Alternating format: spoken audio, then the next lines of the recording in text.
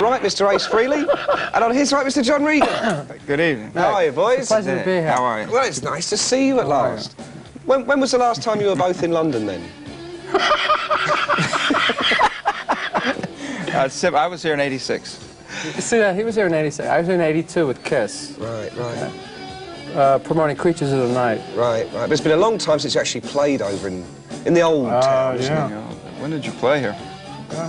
He can't remember. You know, I told you I had bronchitis, and Well, you probably noticed that we're all a bit like this today. We're all a bit like this. It's this smoke. It's this studio. We've had enough, haven't we, boys? We're sick of this. I'm tired of it. Yeah, I'm tired of it. Well, you know, my guitar smokes. I have to deal with it in concert. Of course. So, I mean, now I have to deal with it on TV shows. Well, I thought it might make you feel at home, you know. Well, you know, yeah. That is your guitar back there. In fact, that is Ace's old guitar. Yeah, it's in the back. See, no one Okay. knows that. Listen, we will get down to some serious stuff, I promise. Yeah. In the meantime, let's have a look at some Frehley's Comet, and this is Rock Soldiers. Frehley's Comet there and Rock Soldiers. A video familiar to anybody who watches this show, all right? I like that bit at the end there where you go wheeling through the crowd there. They kind of shoved him. He had roller skates, and they gave him one good shove down the aisle. He fell a few times, but they got one right. So I have a bad knee. All right, right. So that track was from the first Frehley's Comet album, which came out nearly a year ago now, if I'm right. About a year, and April 27th on Ace's birthday. Yeah, it was released on my birthday, and the record company didn't even know it. Talk about intelligence. Is this Megaforce Records? Well, I know I used to... In conjunction with Atlantic. Oh, well, I was going to say, I was about to give Megaforce Records one of those, actually, but it's Atlantic, isn't it? So, one of those... No, well, no, it's Megaforce and Atlantic. What? Come on. Megaforce and Atlantic? Gosh. God, that hurt me as well. Now, listen, you're here in London. We should tell people what you're doing. You're going to be playing at the Hammersmith Odeon on Saturday night, aren't you? We are? I hope you are. Otherwise, me and about... I'm going to dinner. I don't know about you. I was going to go buy some Marmite. Awesome. He loves Marmite, this guy.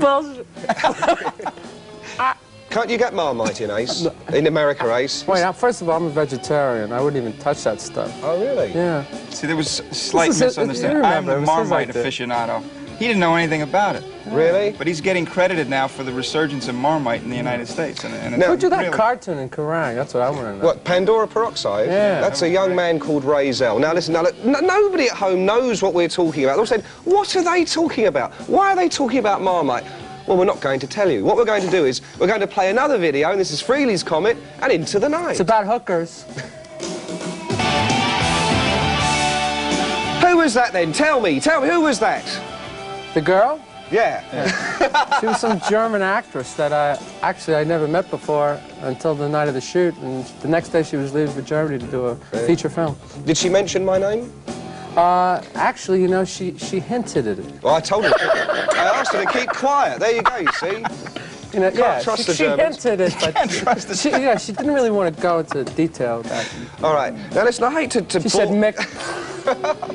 I hate to, like, bring you all down, like, with horrible detail, but we've got 6 of these. Take a look at this. This is the brand new album, EP, I should say, the live EP, +1 from Frehley's Comet. You get 4 live tracks on this, Rip It Out, Break Out, Something Moved and Rocket Ride. +1, brand new studio track called Words Are Not Enough, which obviously they're not if you're following this interview. Yeah. Now, boys, I've got to ask you, this has just come out. Why did you decide to do a live EP after only doing 1 studio album? Oh, he's going to get rough on us. Yeah, okay, I mean, we have to ask some serious questions here. Basically, we wanted something for our fans while we were making our LP. Our next LP. Right. Something to take up the slack since we weren't going to tour anymore. And that's it. And this is it. Yeah. It was great over here because we didn't get a chance to tour. So it's kind of an idea of what we do.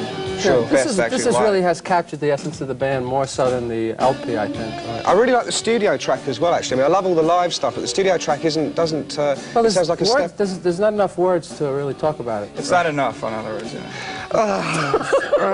The studio track is going... And what is the title of that one that you're talking about? Words Are Not Enough, actually. Oh. Yes. Why did we call it that? I don't know. I'm sure it was for a very good reason. I wrote it, I'm sure it was for a very good reason. He wrote it in 1924 for the Broadway play, Wake Me When I'm Nude. which was one of my earliest appearances in the theatre, but we won't talk about that. Now, look, we're going to have a competition for these. We've got 6 of these to give away. I'm going to show it to you again, am I? Probably not. We've got 6 of these to give away, and all you have to do is answer this incredibly easy question, which is, I've forgotten. What was the incredibly easy question? I know what it was. Whose daughter is this? No. The incredibly easy question was this. Can you tell us which albums the I'm being attacked by this plant. The 4 live tracks come from? You see, it's very easy. You can understand me, can't you? 4 live tracks. Which albums? 4 live tracks. Which albums do they come? I've had enough. Oh, it's just too much. I'll tell you what we're going to do. We're going to have a bit of Rolling Stones now. I'm gibbering. We're going to have a bit of Rolling Stones now, because believe it or not, somebody not too far away from me played on this track. This is called One Hit to the Body. Oh. The Rolling Stones, One Hit to the Body. Well, it's a first for everything today on the show, isn't it? By the way, the reason we're playing that is because John Regan actually plays the bass on that track. Actually plays the bass. Yeah. I promised I wouldn't tell them, John, but they probably guessed anyway.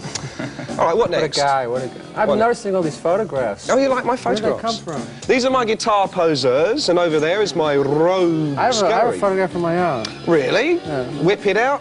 Oh, I say. No, let's rip it out. Oh, sorry. No, but... She looks like a cutie. Who's this? This is my daughter. Oh. Monique. What's her name? Monique. Monique? Yeah. Oh, she's sweet. Is that a sweet girl or what? Hey, of course it is. Is she a Frehley's Comet fan? Absolutely, yeah. Really? She sang on her first record. You're kidding. She sang on the song Dolls.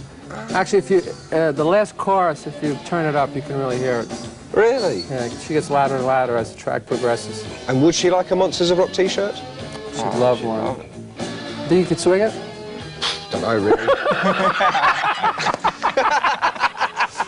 Mr. John Regan, thank you very much for coming in your show today. It's been a real pleasure seeing you. Ace, any-time you're in town, and don't make it another 10 years, come in and see us, and good luck. We're going to see you at the concert, I hope. Indeed you are. I shall be there, and I'm really looking forward to a good night. Frehley's Comet. What nice guys. What nice guys. Oh, shucks. OK, right, let's have a bit more music now. We're going out on this part of the show with some old mates of ours. This is called Rat and Slip of the Lip.